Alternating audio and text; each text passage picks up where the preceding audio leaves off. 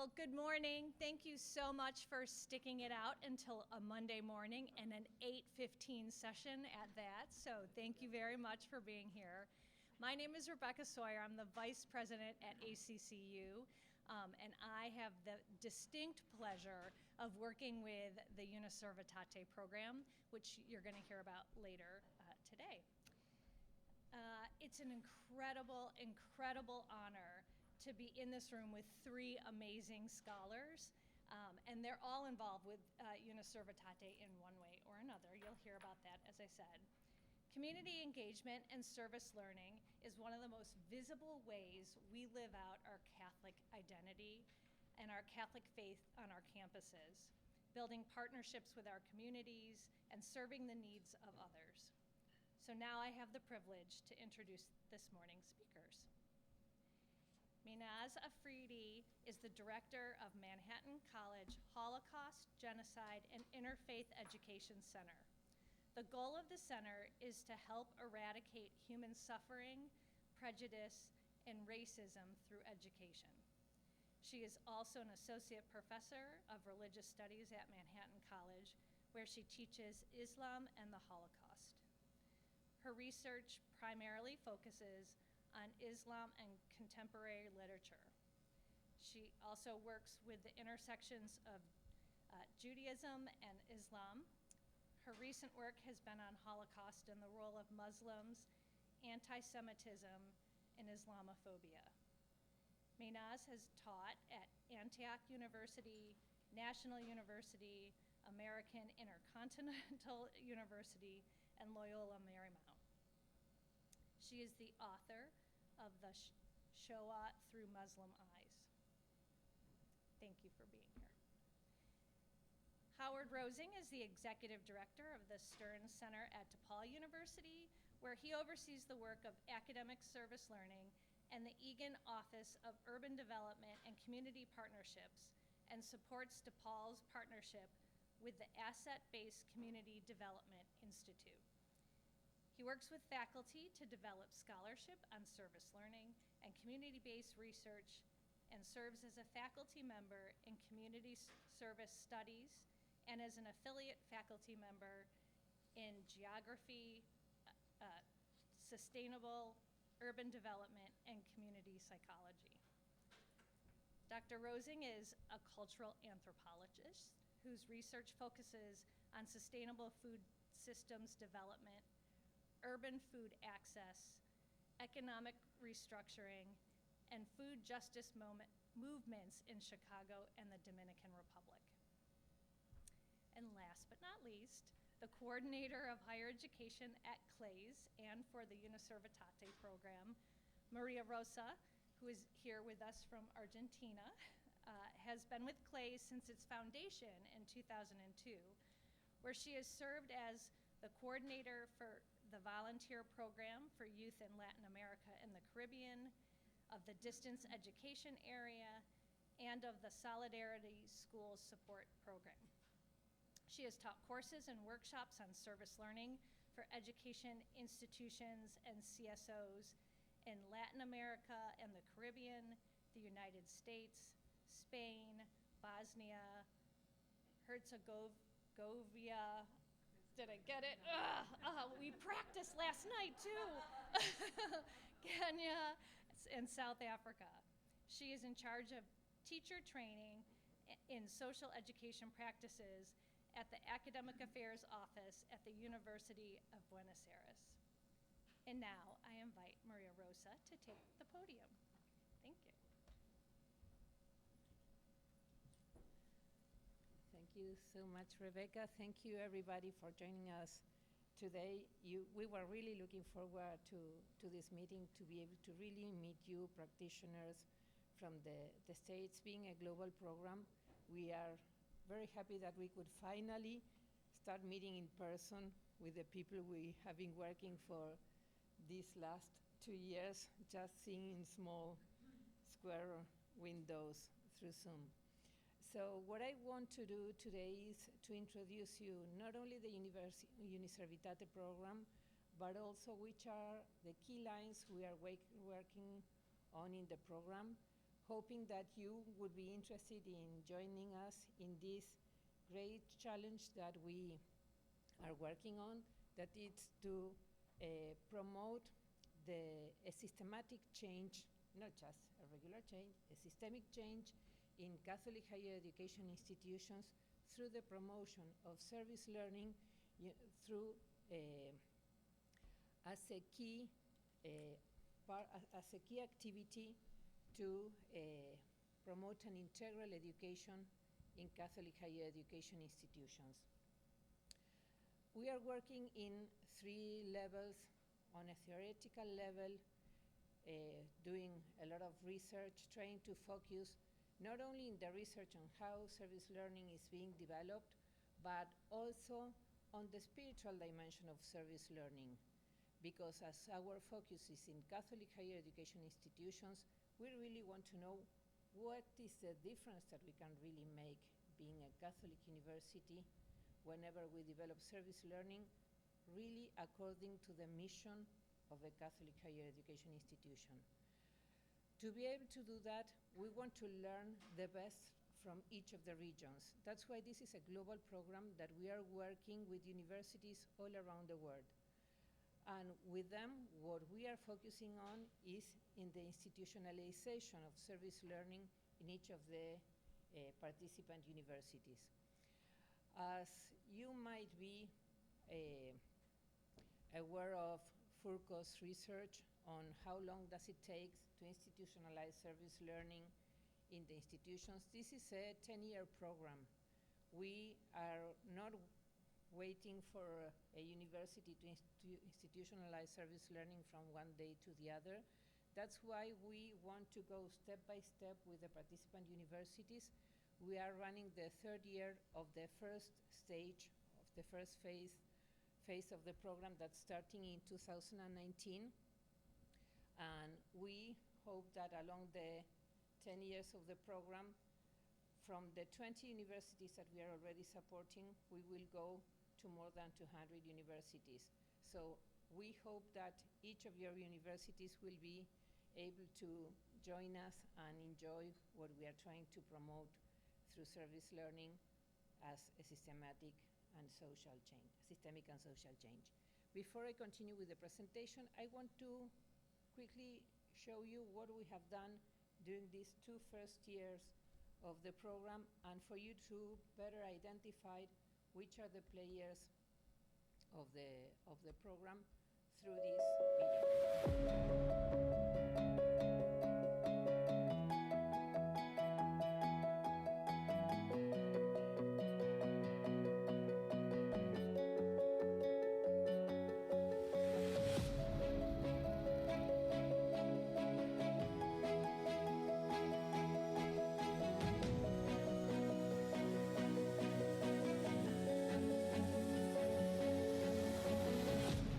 Hey, good morning, Andy. How are you?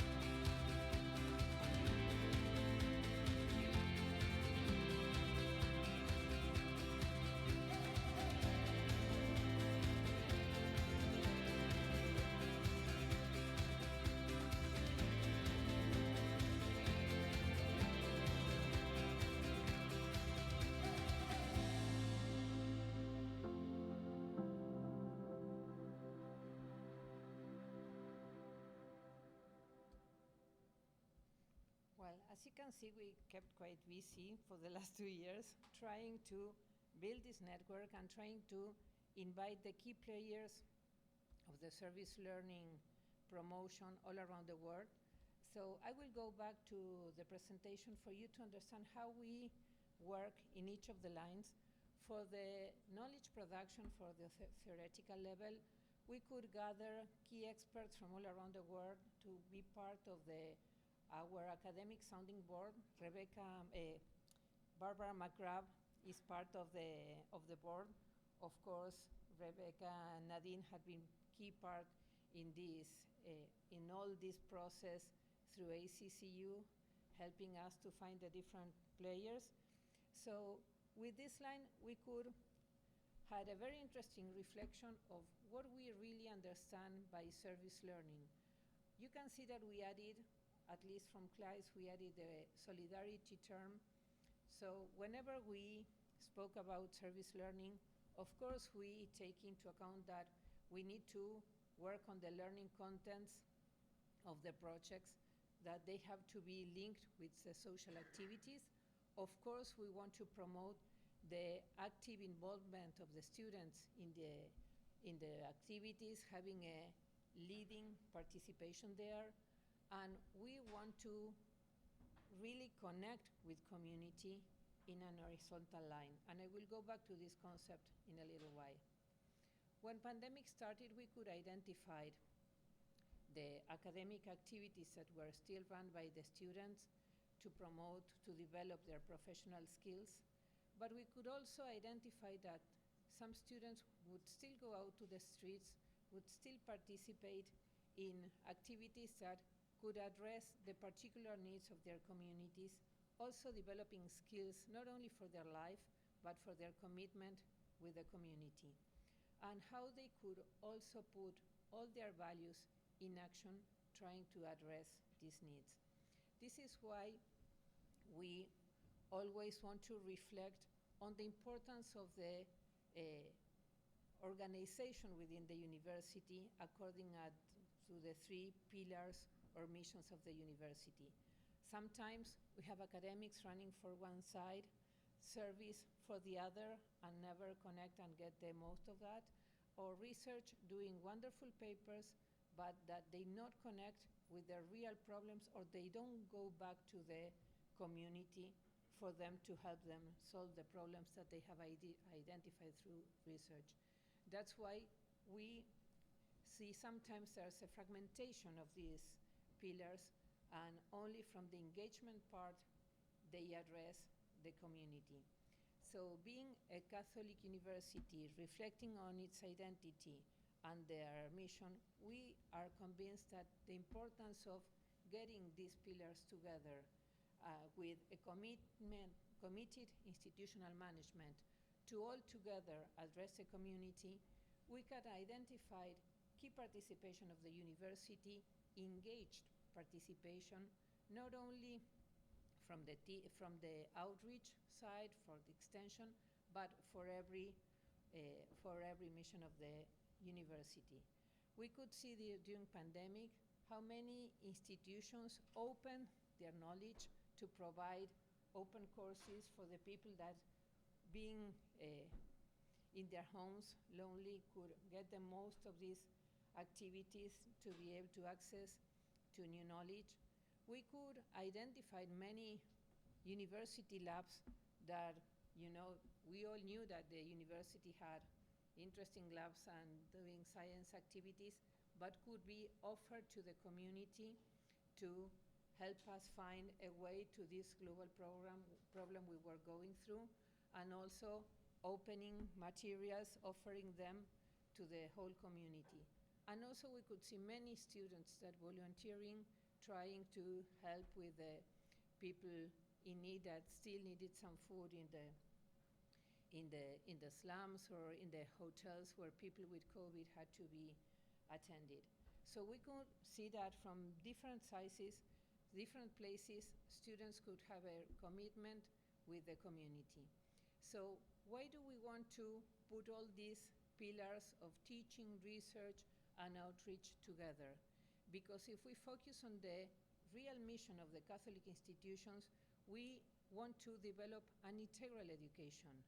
And that's why we need to put into the dialogue the teaching with the outreach and the research to focus together to be able to make faith alive, to make faith be able to act in the real context, and to be able to really address those for which we want to work, for those who are vulnerable, and to really promote a culture of giving. Whenever we talk about service, we might identify a community who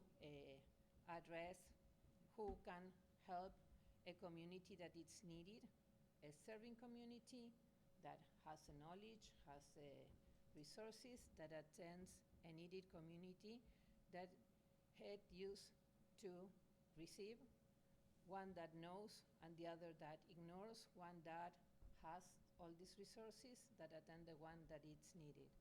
This is a vertical approach that we might be used to, where from the university, let's put it a name, we learn to help, we teach our students to help, and we promote that the community learn to be helped.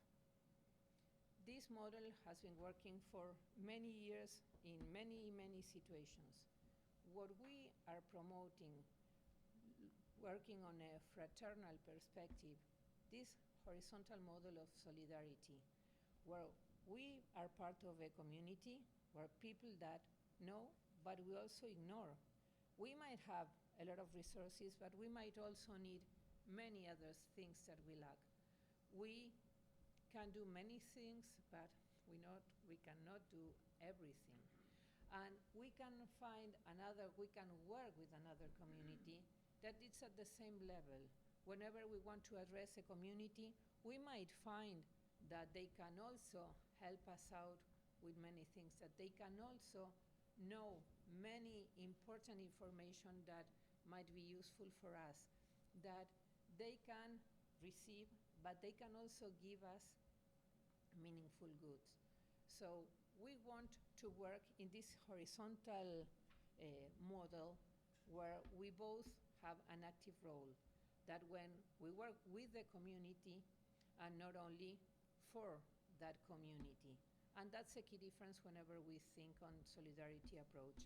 So we want to work on a solidarity approach based on diversity, because the more diverse our community, the more opportunities we will have to learn from them.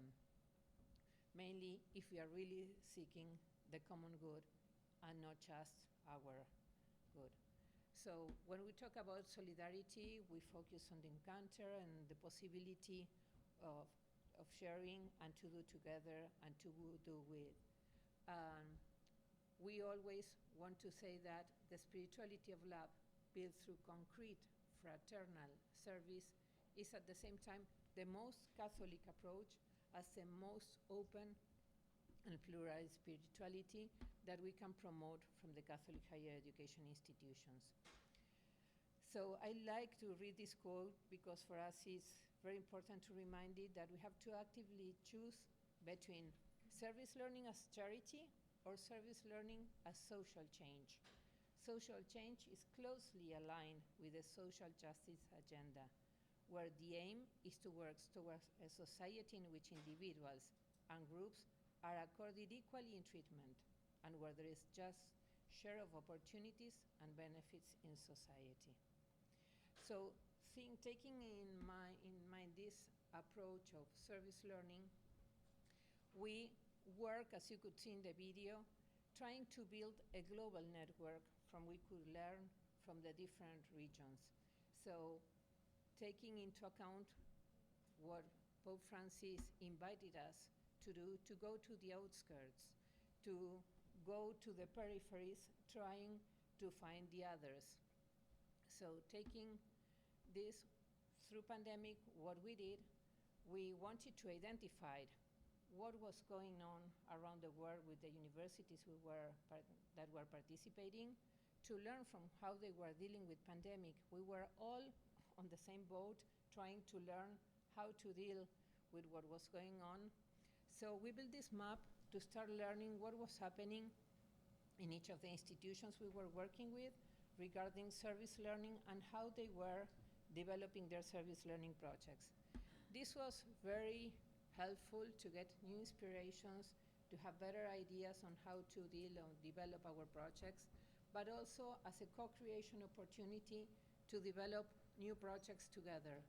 So in this collaboration process, we could really help out and develop an intercultural and interdisciplinary approach to be able to learn. Even though we were closed in our homes also, we could still exchange through digital resources with other institutions to learn from each other in a fraternal approach, because we just wanted to share and meet the other to be able to do a better development together. This is a link of an open map where we have all type of institutions, not only universities, but K-12 institutions. We are also developing one particularly devoted to Catholic universities, so we will share that through ACCU for you to be able to participate. As a final level, we are working on the institutional level with universities that are part of the program through training, through regional activities, through global activities, helping them out in this institutionalization process, taking into account that what we want to promote is a bottom-up approach, trying to promote those faculty members that may be lonely from their courses, are trying to develop their service learning initiatives, trying to get them together, to promote them through training, through the encounter with other colleagues, thank you, to build this critical mass, but also inviting the decision makers to be part of this support, to engage the university as a whole, to help these faculty members in a global community, and to be able to go together. We will be joining many resources that we have developed, many activities that we are going to develop with the different regions from Spain, Chile, Africa, Asia, that are already developing trainings or new materials. This is everything that you can access from our website. They are open resources for you to come and pick, but also we want to invite you to share your own resources, experiences with us, to keep learning from each of you on how you are developing your initiatives of service learning within your institutions. We are also planning two big events, an international conference that we develop every year in Buenos Aires, Argentina in August. But in October, we are planning our third Uniservitate Symposium, where we hope we will be able to celebrate the winners of the global award that we are launching.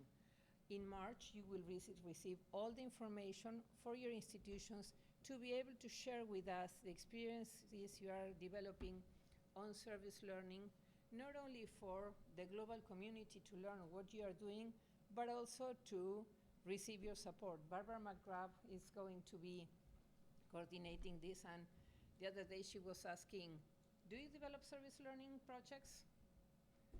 I would like to know, do you develop service learning projects?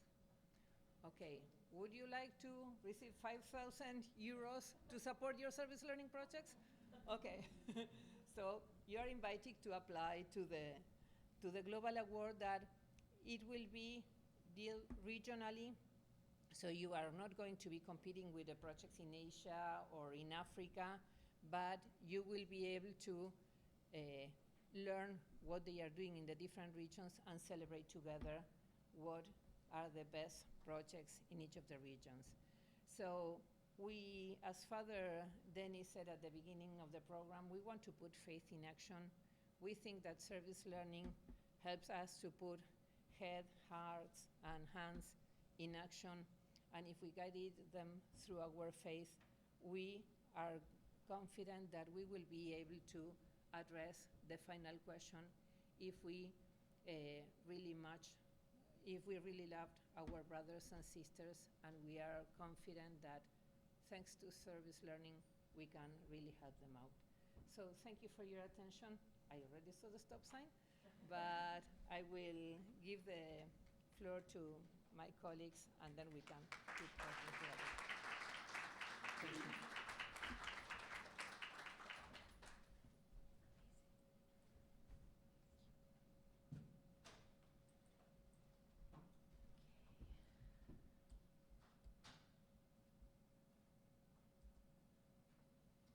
Oh, is that mine? Is that mine? Mine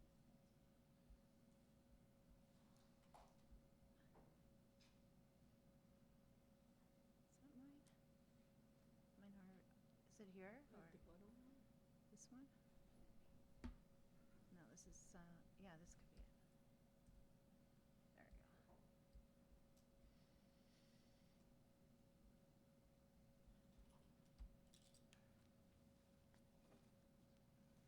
Good morning, everyone.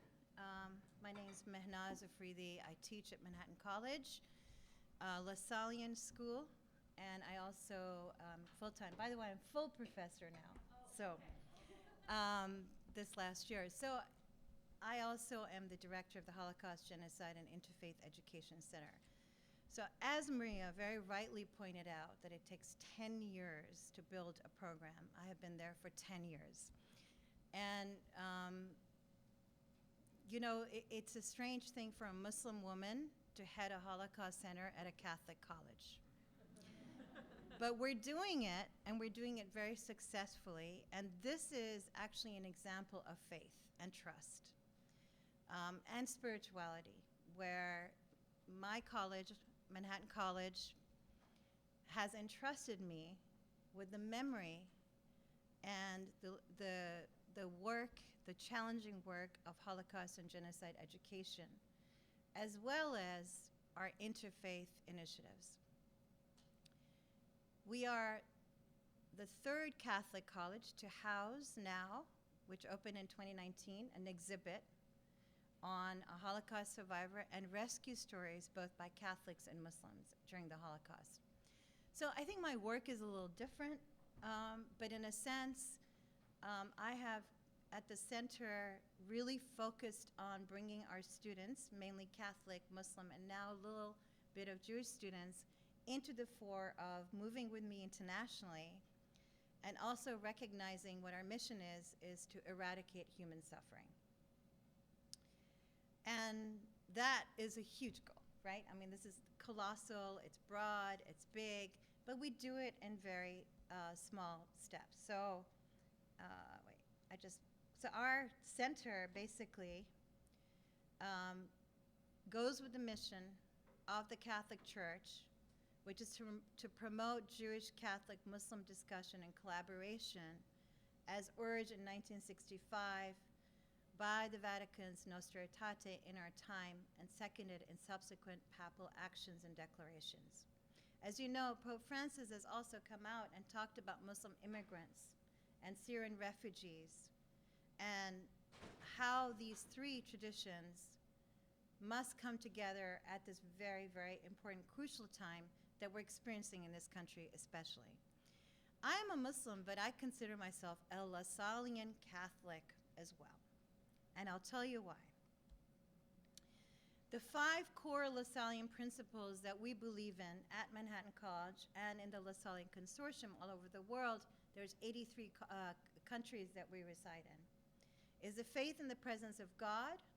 The LaSallian School nurtures belief in the living presence of God in our world. In Islam, God is always present, everywhere. There's not a moment that God is not there.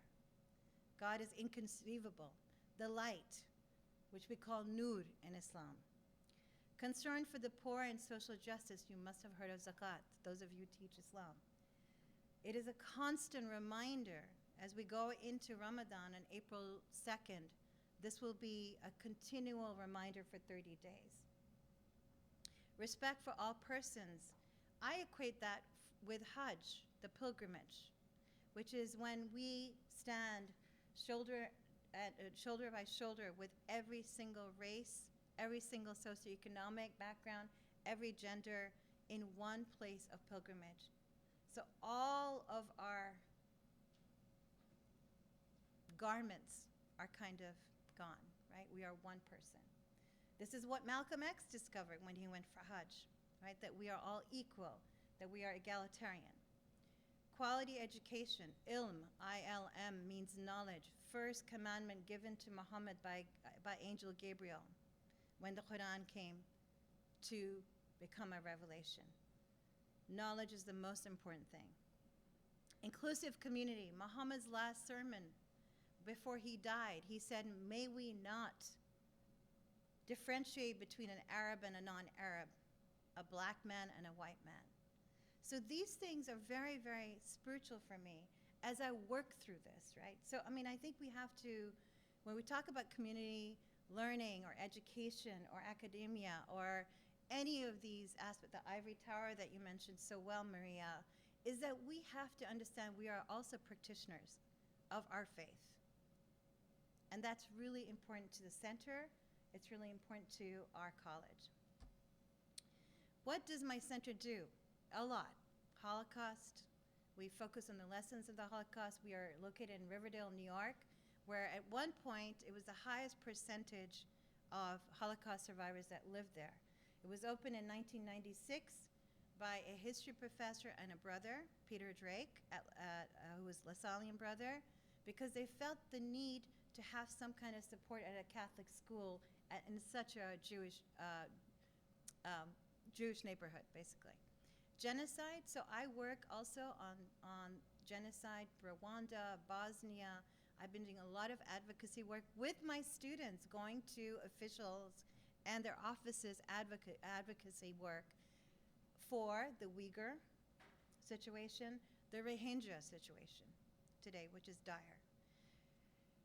National and international. So nationally, we do work in different LaSallian schools. We have an Interfaith consortium that we just built the last 3 years, where the 6 LaSallian schools get together virtually to do programs, and we swap programs around. So our students are also building networks with each other.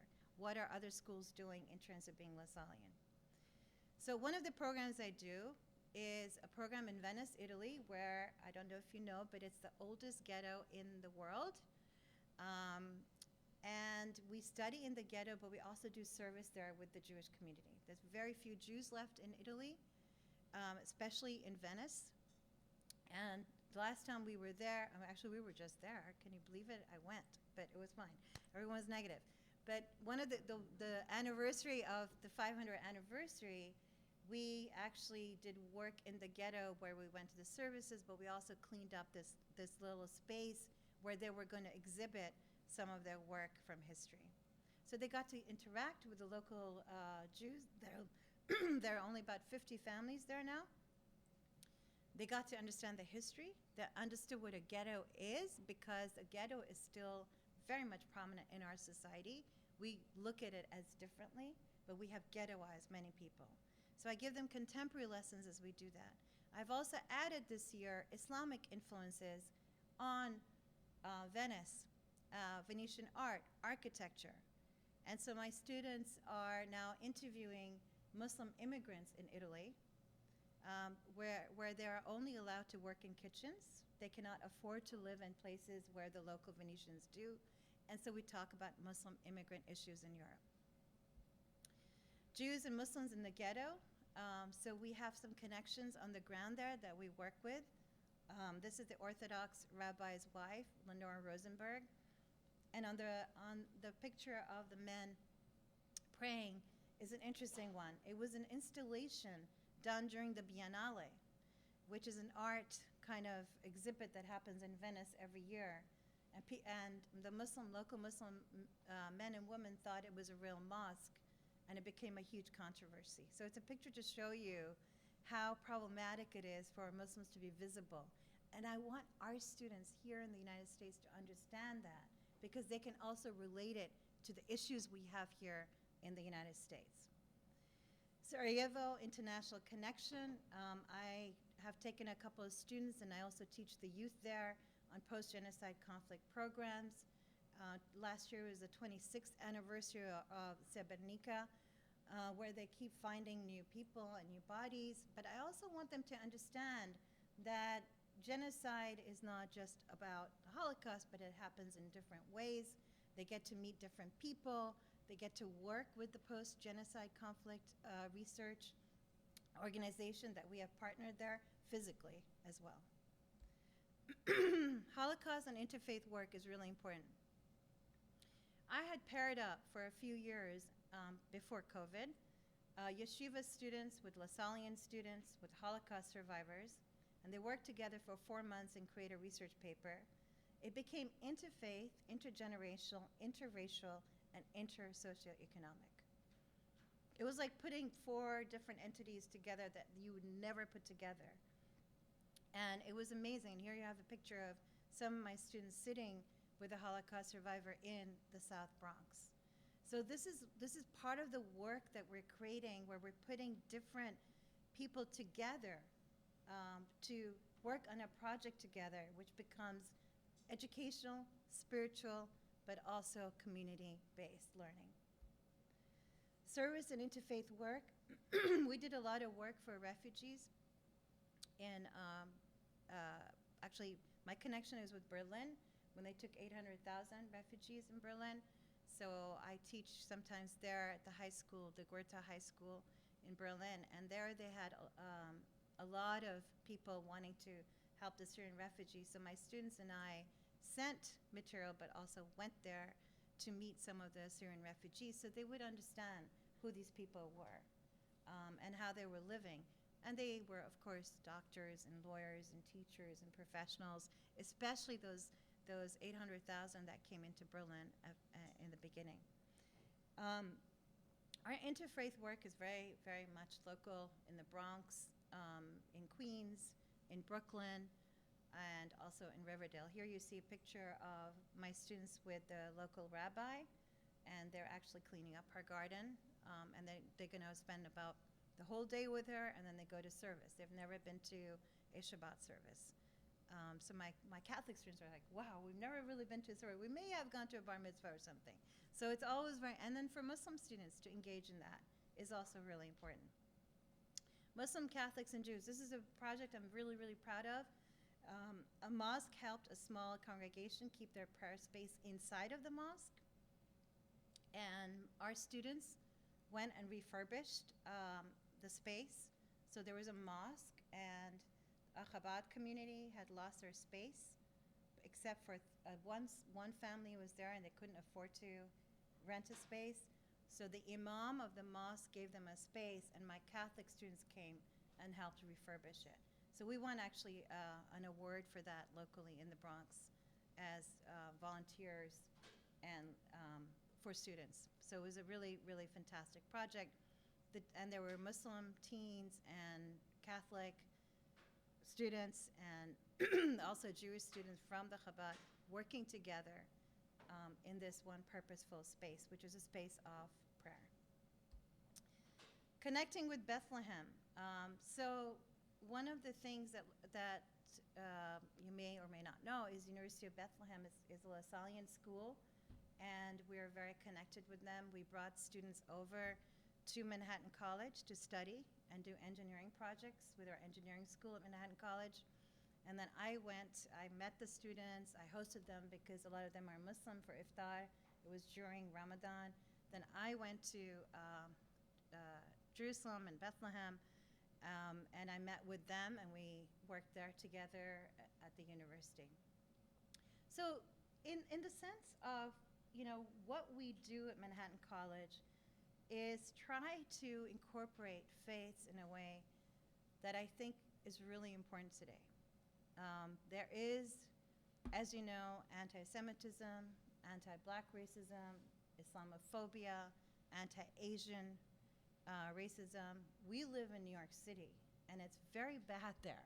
You would think that, well, New York, everybody's open, but we have a lot of colleagues at the college that we support as a center. We support them by having awareness days, whether it's Asian American awareness, whether it's critical race theory, a word you're not supposed to say anymore, but I've been teaching critical race theory for 20 years, right? So these are things that we really want to face, because I think the Catholic mission, not just LaSalle, but the Catholic mission, the Muslim mission, is social justice. And I think that's really important. I also feel it's very important how we connect issues of the Holocaust or genocide with our immigration problems today. When we look at World War II and see that we did not let in Jews that were escaping from murder into this country, and see the same thing happening to Guatemalans or Syrians, it gives an example to students that these black and white historical problems are actually our problems today too.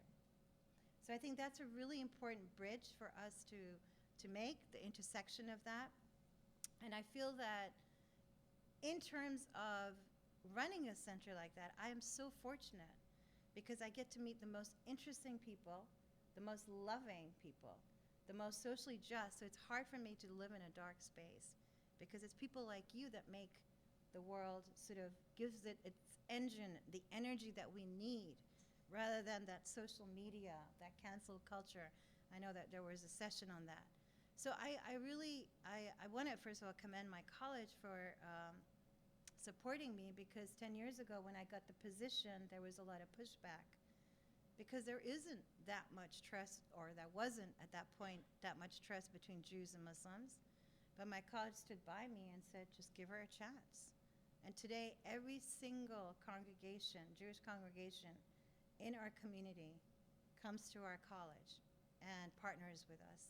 So I think one of the things we need to do is to exemplify to others that things are truly possible with hard work and 10 years, right? 10 years of working. So long-term solutions, right? Sometimes we think community service is giving charity to the poor. But I think long-term solutions with education and with the right spirituality is where we can perhaps make a difference. Thank you so much.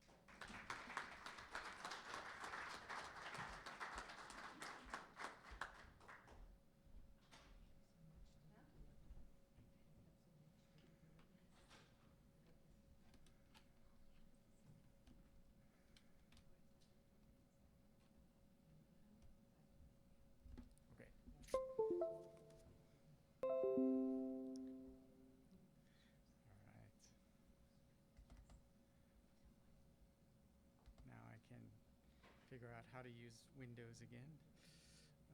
Let's see. Maybe I need help. I'm a Mac person. Sorry. Is this the where you put it? Yeah. Oh, here. Okay. No, it says no name. That's the name. It's in the. Yeah. Oh, there's. Okay. This one? No. Yeah. Thank you. Yeah. All right. Perfect. Sorry. There we go. Now I'm good. Thank you, everyone. It's a pleasure to be here. Thank you for inviting me to speak. I'm Howard Rosing. I direct a center at DePaul University in Chicago, and I've been there since 2001. Almost the entire length of time that the center was, it opened just May of 2001, and I came in July. We were endowed at the university to develop service learning pedagogy throughout the university. And today I'm going to come to you with a message of I'm really interested in the next 10 years, let's say, of work that I have left probably at the university or more, in building partnerships and collaboration with other universities to do this work. And so I come with the premise or the preface of this conversation around collaboration, around this model of integrating meaningful work with community, purposeful civic learning in the classroom, and enhanced academic learning integrated in a way that we can sort of learn from each other on different models across geographies as Catholic institutions.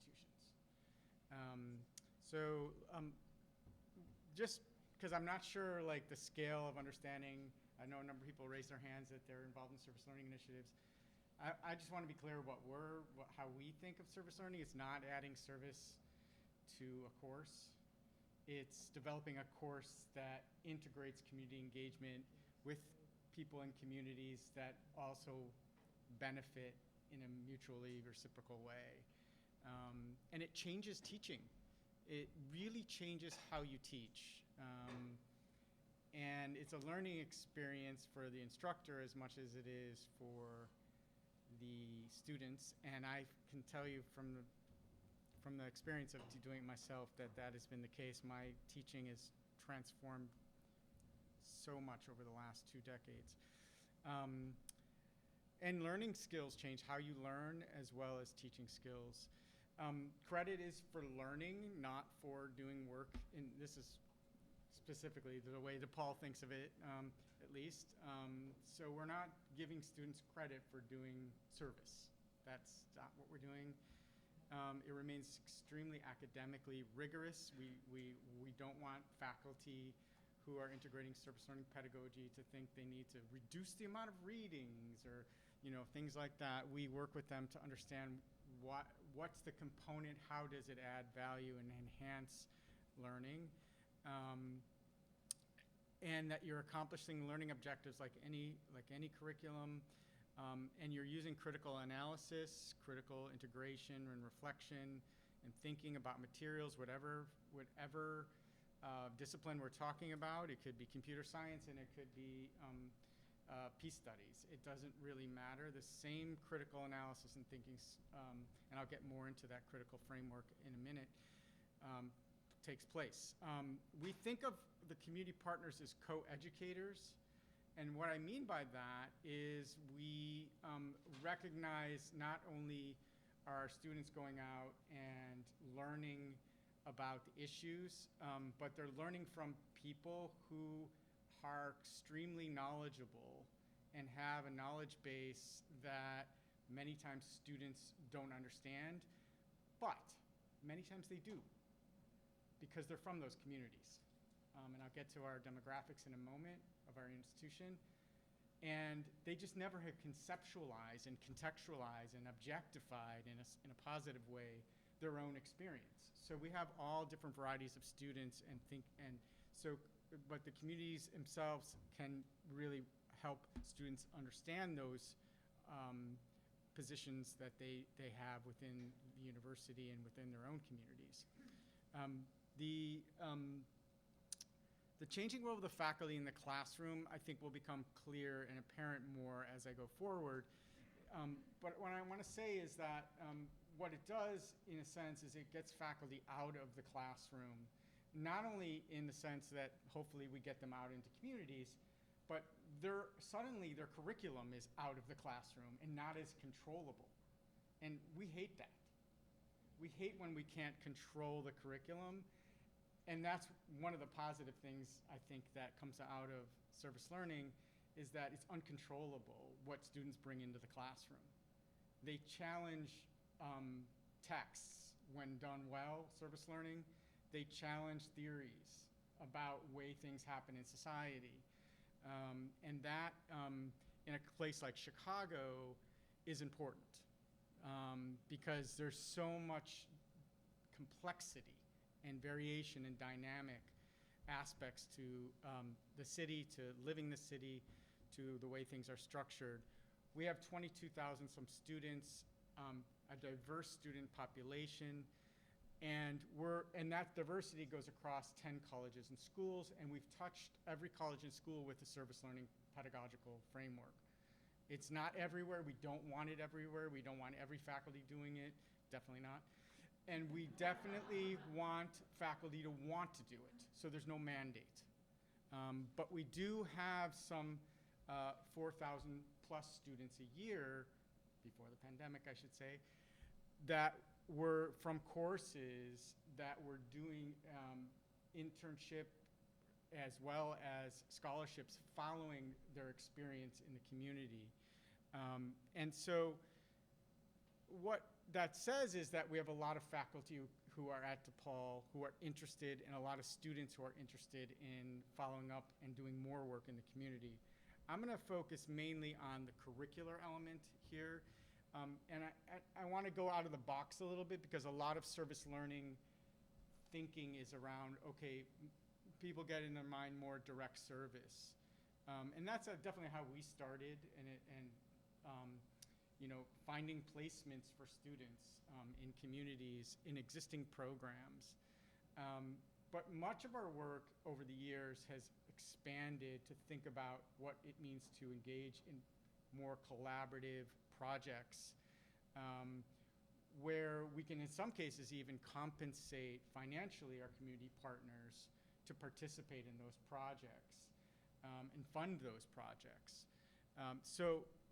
Those are, I think, where we've headed over the last decade at least. And we've also headed much more in a graduate student level. We have about a third of our service learning courses are graduate level courses. So we've gone into much more complexity, much more higher level sort of thinking in some ways, in the sense of curriculum. And that includes research projects. And we have a faculty fellowship for community-based research that brings students from their courses into their research. But it's collaborative research with communities. And so every year we award a set of faculty fellows to do that work and integrate it with their curriculum. And lastly, I think perhaps the work that I want to expand the most is the work around advocacy and solidarity work. To reflect on Maria Rosa's comments around solidarity, I feel like that is sort of where our next goal is, to expand that work. Every quarter, we're on a quarter system, we have a set of courses that integrate activist learning as a framework, including one that I teach in the spring every year. And what we're trying to do is we're trying to help faculty develop the skills to integrate campaign work, literally on issues, not electoral politics, I should say, but campaign work that gets students involved in understanding what it takes to create social change through changing behaviors and changing changing policies and so forth. So that's a process that's informed by a number of frameworks that we have adapted over the years. I should say mostly from other people. Principally, we take an asset-based approach, and I'll explain that more in a moment. We take the approach that working in the community is inherently political. We're selecting partners to work with, and faculty are selecting. And I guarantee we're being very intentional about the types of partners that we're selecting. When we're working with groups that are supporting immigrants that are mostly undocumented, that's an intentional, focused approach to saying we want to support undocumented immigrants in this country. So there is a lot of thinking that goes around this through a political framework.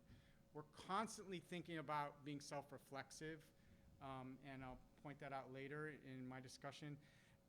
And then we're also taking a lot of critical theory frameworks and integrating it into our orientation with faculty and students. I already mentioned the community as knowledge producers. And this is a community, we're trying as much as possible to be community-driven, and that framework, again, is through a critical service learning framework that really thinks about social change perspectives at the forefront of our work. If you haven't looked at Tania Mitchell's 2008 article on that framework, I think that's a starting place for service learning in any institution. I think it's traditional versus critical service learning is the title. So I like to just put that reflective component right on campus. And so I hold every spring a reflection in the quad, where we bring the reflection into the campus to show like faculty, students, whoever's walking by. Unfortunately, there wasn't a lot of people walking by at the moment that this picture was taken, but I guarantee you they do come by. And you know, we got to show the university, we got to show faculty that this is what you do. We reflect on our engagement, and we're going to just do it out in the open so that you can see what we're doing, and you can come and listen if you'd like.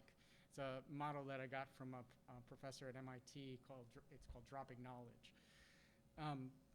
And so that includes activist learning work where we're engaged in reflection on work on that type of campaign work. Here you have students in my course actually campaigning in support of restaurant workers for fair wages and this is before the pandemic, and fair working situations. And they're in a course on food justice. And they're learning, and they've selected this campaign, I should tell you. I didn't force them into it. So that's another sort of process. Okay, again, we have an asset-based approach. We come from the perspective of, we're not, this may be a little blasphemy in this context, but we're not addressing needs. We're building the capacity of organizations that support people in the community.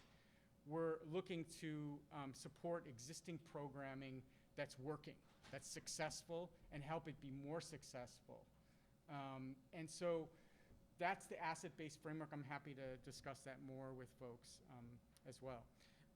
The framework sort of challenges this needs-based approach in a sense by taking the traditional map of thinking around how we think of communities and flipping it by looking at communities from an asset perspective, principally that every community has people with gifts and talents at the center of it. That's where the power lies. And the power really lies at the associations that those people make. Those are the neighborhood associations that don't have funding. They're the change makers of communities. They're the ones that are doing things that are actually creating change. And we want to support them. We want to support those folks who are creating change and help them do more of that work. And institutions are on the periphery providing that support. So I want to end with just talking a little bit about collaboration, as I mentioned, and how we can work across institutions. And I particularly want to focus on the emphasis on international collaboration, because I believe that that's where we've learned a lot of what we do from our international collaboration. I should mention that the sort of the service learning model, the partnership of working between students, community, and faculty is something that we see across geographies, right? But it's different culturally, it's different structurally, institutionally, historically, across the globe. And so I want to learn about how that's happening, and I want to share what we're doing and build knowledge partnerships. Some cases that leads to international service learning where students are doing work abroad. In this case, the photo is of our program in Merida that I'll mention in a moment. And that's fine, but it's not always just about that. And in fact, most of our students can't go abroad. So how do we build those international partnerships and collaborations with other Catholic institutions in particular? So we've done work across the globe. And this list is, a lengthy list of different places we've done international service learning work. But I will tell you in a self-reflexive way, most of them were not successful. And the reason I don't think they were successful is because they weren't sustainable. Because we were working with faculty who wanted to work in these places, and we went with them to support them, but they didn't stick around. And I have a real hard problem with that helicopter approach to service learning. I want to stick around. And so I feel like collaboration with other Catholic institutions that do this work across the world will help us stick around, and I hope to end by proving that point. The first one I want to just mention quickly is our program in Merida, which we now have had since 2005, and it started through a partnership with Universidad Marista, a Marist institution, a Catholic institution in Merida, Mexico, that wanted to collaborate with us. They knew we were in Merida. They found out that we were doing service learning. They do service learning. They wanted to collaborate with us. So we started a program where our students go there every winter. They're there now. I was just with them in January. And they essentially work with the university there to take a course, one of our courses that is taught by a professor at their university on critical community engagement that integrates service learning while they're studying Spanish, while they're studying another topic in Merida. And what's beautiful about this is not only did they integrate with students from their university and understand their service learning approach. But they integrated with the community through their service learning staff at the center that they have. That integrated them with the community that they already work with consistently over time. And so it's a model that's now sustained itself, with the exception of last year during the pandemic, since 2005. Where students are working in these internet houses that have been built by the community, by a group of women who built an NGO and created internet houses for youth in their community. So we're not going in and saying, oh, we're going to fix your problem with access to resources. These are women that have already fixed some of their problem and for their children, and we're going in to support them, build the capacity, help them. And we come back every year to do so between January and June. This garden wasn't there when I first visited in 2003, and now it's a thriving nursery and garden where they sell plants and all kinds of fruits and vegetables in the community. And every year between January and June, that's like in the Merida, that's growing season. That is a thriving garden project that our students have supported, right, that the women created. And the second project I want to mention is our collaboration in the Dominican Republic, where I've worked for many years with Pucamaima, Pontificia Universidad Católica Madre y Maestra. It's a long name.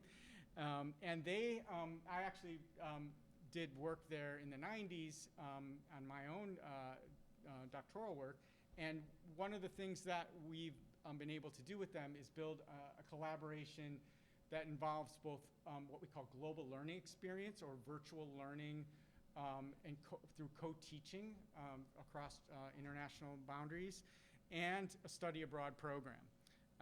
And so, but before we did that with them, we had a conference. We decided that before we were going to jump into our collaboration, we held a conference. And so that was in 2018, where we brought 11 faculty to the Dominican Republic from DePaul to present on service learning, and they had a similar number of faculty present, and their students learned from us, we learned from them, and so forth, and we began our collaboration. One of the things that we learned while we were there is they had an amazing operation at a local clinic.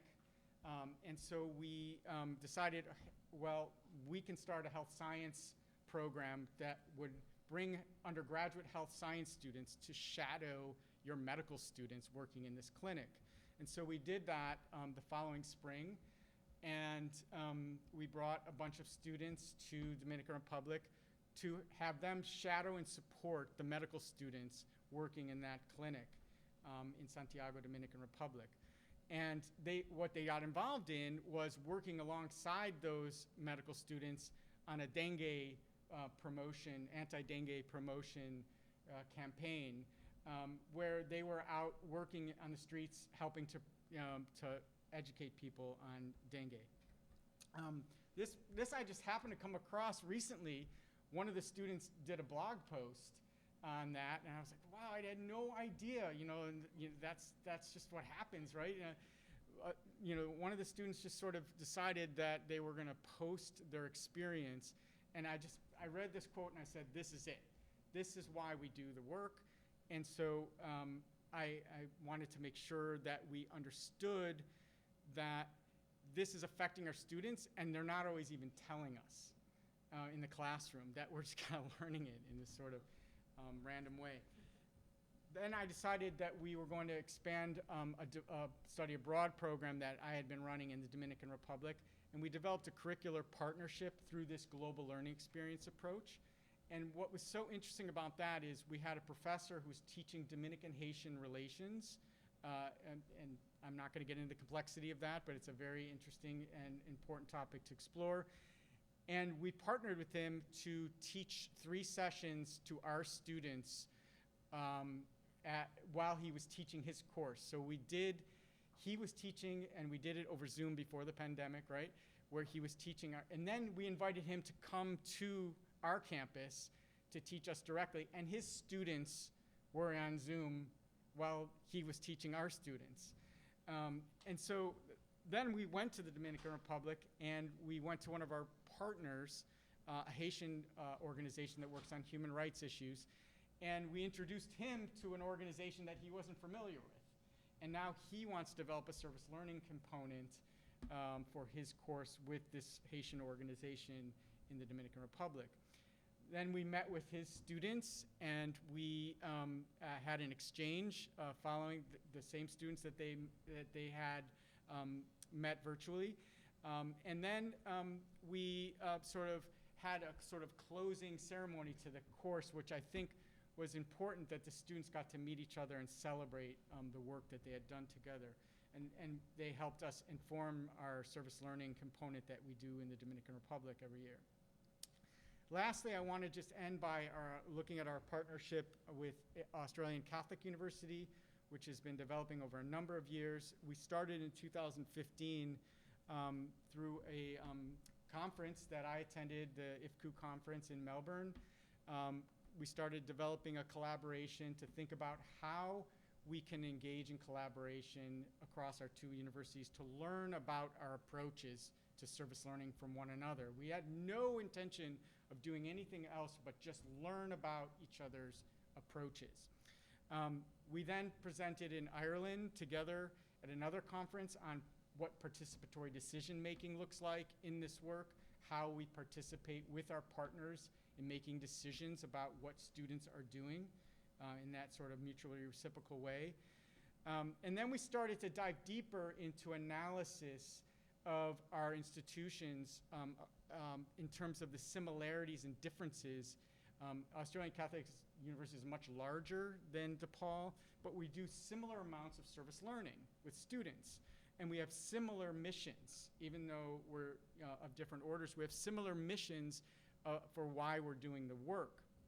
And so we began to look at this question of what constitutes academically driven community engagement in Catholic higher education. And we began to focus on the fact that it was a relational process rather than functional, and that the processes mattered of how we're doing the work rather than simply the outcomes of what we do. Like I said, the purpose was already shared. I'm not going to have time to go into all these shared philosophies that we came up with, but we did this analysis of how similar our programs were, but also the distinctions. And again, this is not meant for you to read. It's just to look at the charting of efforts that we did to try to understand and compare our two institutions. And so after we did that, we published an article on it in an Australian journal, just to sort of get it out there. It was sort of more like cathartic. We had done all this analysis, and we were kind of like, we need to get the information out there and put it down on paper. So this to me with some of our partners then in the published article in this journal. And so then we decided to dig even deeper into understanding the curricular notions of this work at our two institutions. And we decided to hold a conference again together in Melbourne. And so we took 16 faculty, including the woman who's speaking right there, who's our associate provost for student success, to illustrate to the conference how service learning pedagogy supports student success. What I mean is persistence and retention success. She brought the data and presented it about how students involved in service learning at our institution were actually more successful. They also introduced us to how they build community partnerships. Blown away. Took so many ideas back, and we've implemented them. We met with one of their community partners. Again, a number of findings that I won't have time, but what we did decide is we were going to have this conference every 2 years. And the last conference, the most recent conference, of course, landed within the pandemic. So we had it in 2021, last October, and we have the tradition now that we're going to have a biannual conference. There was a number of conference learnings that we also have put down in another journal article that was just recently published in a Latin American service learning journal. I believe you're probably familiar with it, Maria Rosa. And so we just finished publishing this article that went deeper into the sort of curricular comparisons of our work. And so then we had another, the second conference, as I mentioned, and part of that conference was a virtual exchange between students. So this is the first time we got our students to talk about this work and compare their models. Anyways, that is what I want to leave you with. The objective of Uniservitate really is to build an understanding of how to better do this work. And I submit to you that collaboration across our institutions will help us better do the work. So thank you very much.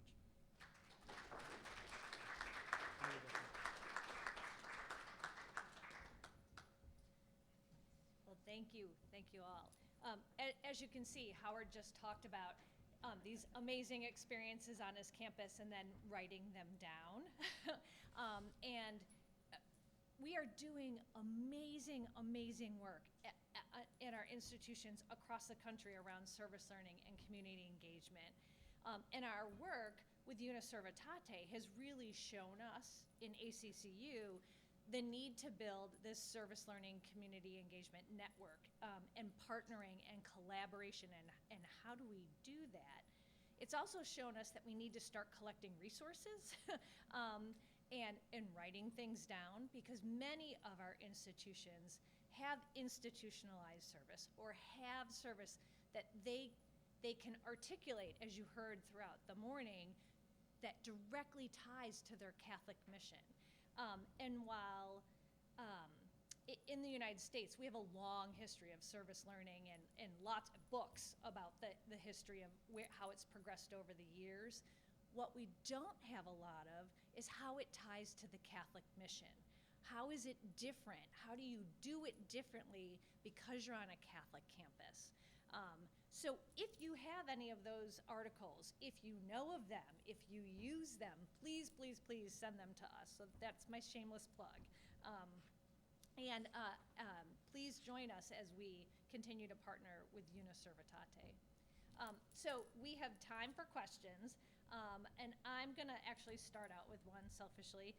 So each of you talked about the long-term goals, right? So Maria Rosa talked about a 10-year program. Mehnaz talked about building trust with the Jewish community and how that took time in building that relationship. Howard talked about, yeah, we have all these international programs. They didn't really work and not really happy with the helicopter approach. So for those in the room, and I know there are some out there, who are just starting, who don't have a center, who maybe are a one-person service learning office that also does campus ministry or mission or whatever, how do they get started? Where do they start? I feel like I just spoke a lot. Put that there for you. Okay. Okay, I will. Well, you know, as I mentioned in my presentation, dialogue is key. And no matter what, you have a small initiative from a sole professor, but that could be a starting point. As a research on service learning can be a starting point. A research on a certain community can be a starting point to identify particular needs that can later be addressed by academics involving the students, or a pastoral activity within the community can also be a starting point, since you commit your students to work there, to get to know the people, to identify the problems that are being there, and then invite the professors to see what is going on for them to be able to integrate that in the curricula. When we think in the award, we are not thinking on projects that are already developed, that have a long history, but those who might be incipient, that are just starting. I don't know if you know the quadrants. When you integrate service and learning, you might be very involved in learning activities, but you can contact with a community that you can relate that. So this research, when you go just on a field trip or you go to explore the community just as a learning activity, you can also start looking at those activities as the starting point of what can your commitment start with that community when you put your knowledge in practice with the community, and you also open your mind to identify how much you can learn from them and bring that to the class. So as a starting point, I would just closing, start talking to each other to learn from the experiences of those that are just doing some community engaged activities within the university, and be alert with your authorities whenever they talk about the mission, how you can put that mission in place. So, because we have read a lot about our mission, our commitment, and we have to put that into practice. So let's try to identify the different ways in which we can get in touch with not only the inner community of your university to find spaces to have a better dialogue, but also with the community that is already connected with the university, or you can identify it through your going to the outskirts to grab the challenge of changing your pedagogical approach, to renew your practices, and to start thinking that it's possible to provide an integral education really according to the mission that we express. Yeah, I mean, I just want to add that, it starts with also your curriculum, like what you're teaching. I also agree with Howard, who says that you have to have a rigorous curriculum, right? I mean, sometimes it's not inserting community learning, but it's also like, okay, what's the large question we're asking here as a class, right? What's my objective, my goal? And then also, engage your students. Like, what do you find really, what do you find compassionate or passionate about this material? Where do you want to go with this? Why is this important? And I think sometimes you can come to a decision with that. But also, I think the curriculum is super important because you're being rigorous academically. So you're getting that enrichment, that excellence in education, as we say at Manhattan. But you're also getting sort of a community-based knowledge where, for example, if we were covering genocide in Xinjiang in China, we went to Elliot Engel's office locally and sat there and talked to him about what is the next step when he was in the Foreign Affairs Committee. So, I mean, that's advocacy. That's actually being active, showing students what you can do rather than just sit here as an intellectual exercise. I don't know if that helps, but really rely on yourself and your curriculum and your sort of passion and goal for that class. And things just sort of fall that way.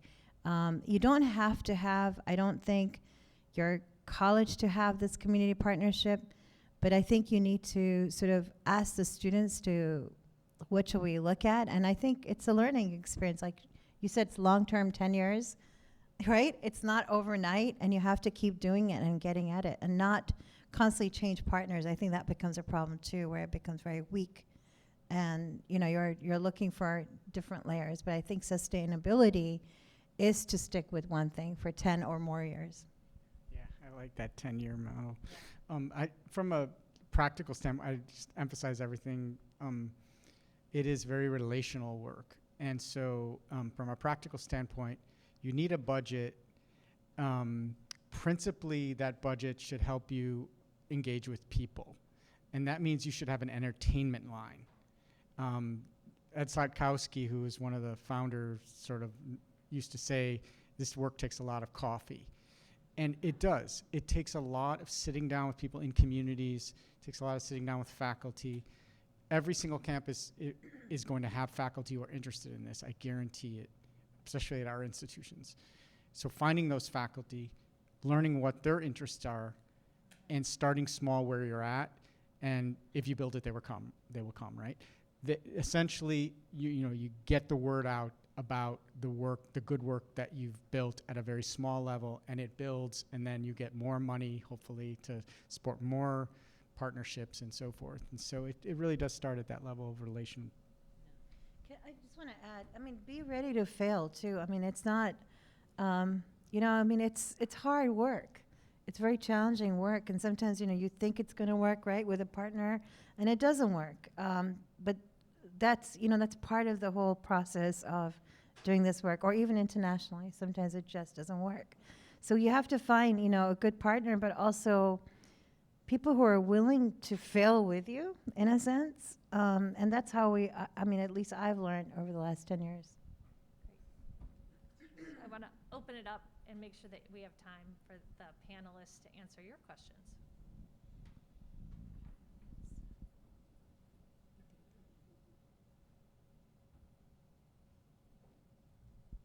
The difference between internships applied to service learning and traditional ones, how would you see it?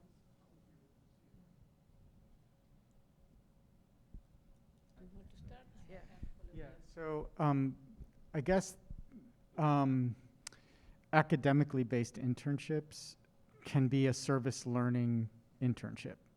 So in other words, there's an internship has a set of learning goals and objectives. And I would say there's at least two elements, or three maybe, that you have to have. First of all, you have to have a community partner that's willing to work with the student and build that project together. It's not just the student's project, and they're going to benefit from it. And then secondly, that because there's those learning goals and objectives, there's integrated reflection and critical analysis that deconstructs what the student's experiencing as it relates to all the issues that we're facing in society and whatever it's relevant to. So I think those elements are really critical. And so any internship that's academically based can have a service learning pedagogical framework integrated. Let me add something else. They can have service learning, but not all of them have service learning. Internships have clear learning goals. And we always like to use an example of law students. For example, they can do an internship in a buffet where they acquire meaningful experience for their professional development. And they just get, what they are looking for that internship. They learn a lot, they develop personally. But you can also do an internship in a small NGO that has no the resources to pay for lawyers. And the students not only learn there, but they can do a concrete service that maybe not so fancy as to work in a private buffet where they could later access for a job, but they also can, there they can acquire a meaningful experience, putting their knowledge into a meaningful service for a real community, and with clear service goals for that community. So it depends on how you plan the activities. You might have service learning within an internship, or you might just plan it as a learning activity for the students. Any other questions? We probably have time for one more. Yes. Curious if you have had any pushback on the more activist portion of what you have talked about. I've seen cases where there's been pushback from boards or community members on that type of engagement, maybe even church. Well, I don't know. You do this as well. Well, so no, I have not. But I've been scared about that. I'll be honest. First of all, my own field of work, food, I almost challenge them to push back in some ways around that question. But I think there are certain topics that, especially within the context of the Archdiocese, that there could be pushback on. I have not seen that yet.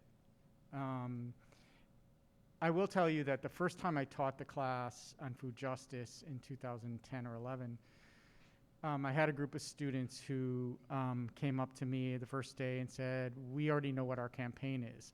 These were students who were living in a mate house. I don't know, you might be familiar with the mate house framework.